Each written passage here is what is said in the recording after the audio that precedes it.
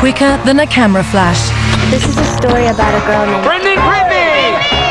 She fell from teen pop princess I know, I'm a princess. to desperate housewife. Shut up! Britney Spears' transformation from mouseketeer to sultry sex symbol to domesticated diva is a modern-day fairy tale gone wrong. She married a backup dancer who left his pregnant girlfriend.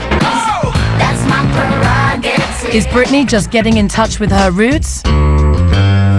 Or is she trying to fill the void of a youth interrupted? There's a hole in the family. Britney's feeling sort of an aching need deep inside to get that hole filled up. The answers lie in Britney's secret childhood.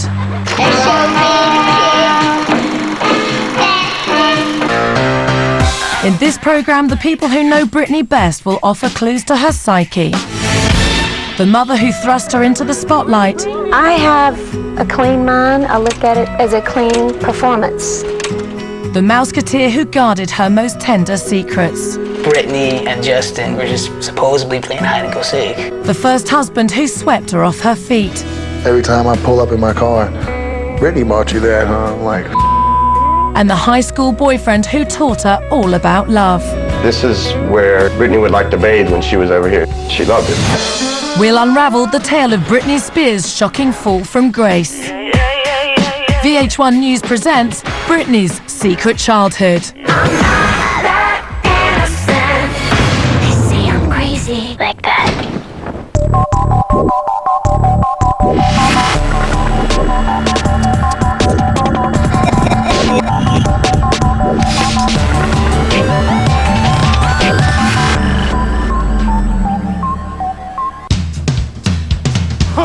At 17, Britney Spears was a bubblegum pop confection, marketed as a goody-goody virgin.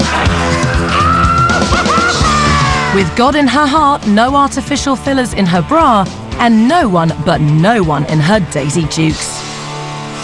If you can wait till you're married, it's so much more sacred. Today, Britney's cast off that carefully crafted image, revealing a rebel with a tattoo on her backside and a baby boy on her hip, courtesy of a husband with a couple of kids of his own. The physical presentation that they give you is one certainly of soulmates. You know, barefoot, baseball hat wearing kids getting in their pickup truck and driving off into the sunset. What caused this incredible transformation? Is Britney making conscious choices about her future, or have the ghosts of her childhood finally caught up with her? If a child has not been able to just enjoy life without the pressures and stress of having to be so serious, they are kind of stuck and frozen back at that time where they stop being able to just be a child. During our journey into Britney's psyche, we'll hear from friends, lovers, authors, and experts. They will shed light on a girl who danced her way out of small-town Louisiana, but couldn't escape its mysterious grasp. I need some food in my freaking belly, y'all. And my mama's gonna cook for me Southern ass food. The road into Britney's mind begins in Tangipahoa Parish, Louisiana, a conservative Southern American county. The key to what is the essence of Britney Spears is definitely Tangipahoa. And you cannot peek into her soul without going there. On December 2nd, 1981, Britney Jean Spears was born in the former dairy farming town of Kentwood.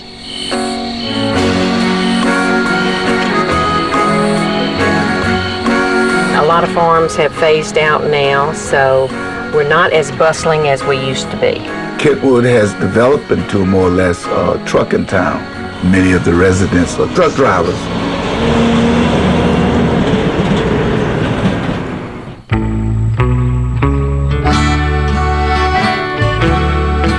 Kentwood is as much a part of Britney as Britney is of it. We love you, Britney! Can't wait to see you!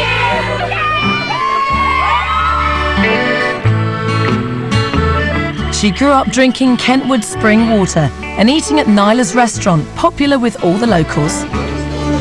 Eventually, all roads to Britney lead through Nyla's Burger Basket. And people go and say, I'll have what she eats. And they don't have to ask who she is. When she's here, she likes to eat the grilled chicken. She loves that. The last time her and her mom come, they sit by the coffee pot. Her and Britney are more like sisters than they are mom and daughter. They're very spiritual. They go to Kentwood Church, Kentwood First Baptist. Like most of her Kentwood peers, little Britney was raised to be a Southern Baptist. There is a very strong emphasis in Baptist churches, all Baptist churches, on virginity. There's not a lot of discussion about sex in Southern Baptist life except to say don't have it. Britney's childhood began in a modest family house off Highway 51, which she shared with her father Jamie, her mother Lynn, brother Brian, and sister Jamie Lynn. Britney's mother had a British connection and some creative flair. I heard the name Britney. I said, oh, that's kind of neat because my mom was from London. But I changed the spelling of it, of course, to make it more personalized. Britney's father's roots were a little more local. Jamie was like real laid back and a good old country boy. Britney's father Jamie attempted to launch a variety of businesses without success. One time he ran like a little weight room or gym next door to their house. He owned a restaurant in Kentwood. They had a crawfish place, Granny Seafood. After Granny died, they closed it down. Despite their financial challenges, Britney's parents enrolled her in the most popular girls' sport in the South. Beauty pageants are like the Super Bowl of the South.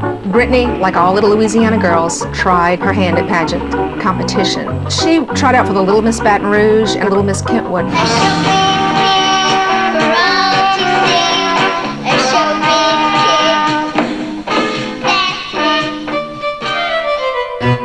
The pageants taught Britney the skills she needed to survive in the modern world: poise, the importance of lip gloss, and how to shake her now legendary booty. There's something JonBenet Ramsey about Britney Spears. There's something about pageant people. They're different. 5-year-olds and 6-year-olds with big hair and lots of hairspray. They're selling this much older image than they are. Contestant number 1, Britney Spears. Britney emerged with a love of the stage and with a voice that was mature beyond her years. She would be at school and she would start singing and turn around and say, Melissa, do I sound like Madonna? So he's like, no, not at all. But it took a mother's encouragement to turn a child's heartwarming hobby into a family business.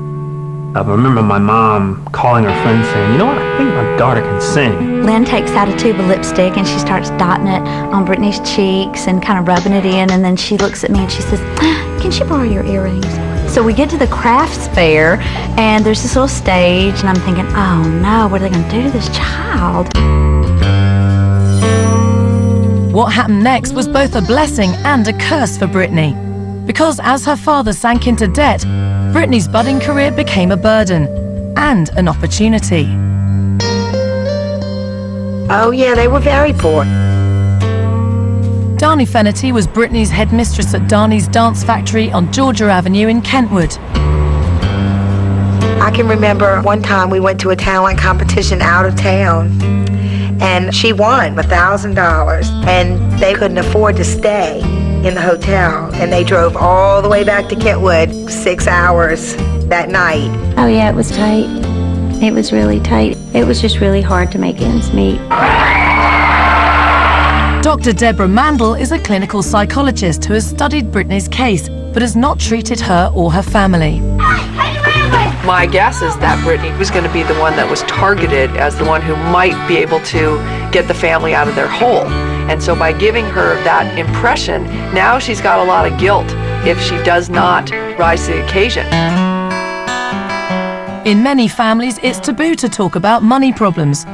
So Britney's parents always said that Britney's precocious career was all her idea. When she was a little bitty girl, she had this fantasy to be a star, a famous star. Whether she was performing at the Peach Festival or the Alligator Festival, she said, I want to be a star. It's an absurdity. You know, we kids in the business are trained to say stuff like that. Oh, I always wanted to do that. Paul Peterson is a former child star and president of A Minor Consideration, a group that helps child stars adjust to life after the limelight fades and to escape their stage parents' grasp. Kids don't drive themselves to interviews. Kids don't fly off to New York to interest a record company. Kids don't sign up agents. This is a parental thing. And if you come from a household in which dance and that cute commercial on TV is important, why, before you know it, in order to please your parents, you're interested in that cute commercial. You're interested in that girl who can dance on TV. She would sing constantly for hours and it'd be right in front of the TV. Like Alice in Wonderland, little Britney would soon step inside that magic box when her parents arranged an appearance on TV's Star Search. I don't care. Very sophisticated song for this young girl to be singing. But Britney's coming out party would cause problems later. There's a lot of sexual energy that is oozing out of that little girl. She can't possibly manage that kind of sexuality. So as she grows up, you're going to see this split between Britney, sexual Britney, and then there's Britney. And those two will have a difficult time merging together.